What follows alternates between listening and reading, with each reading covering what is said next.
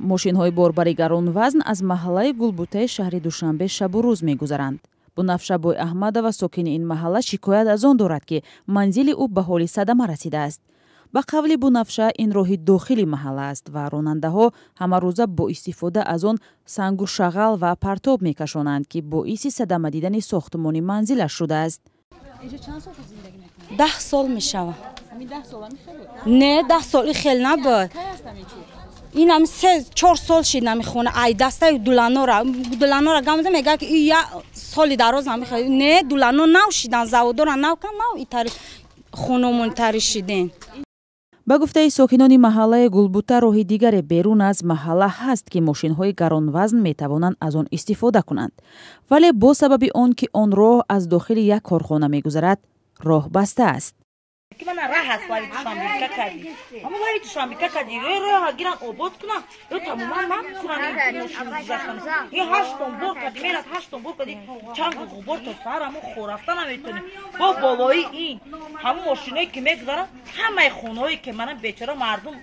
در مهاجرت میرن کار میکنن خونه کاتگی یا که عربکش کردن یلی همین جا یبون مردم چی نیست ساستایانش خیلی ناس نیست همه دهقان همه بیچاره بخیته خونه کاتگی ایلوی بلوک همش اواری میشدگی.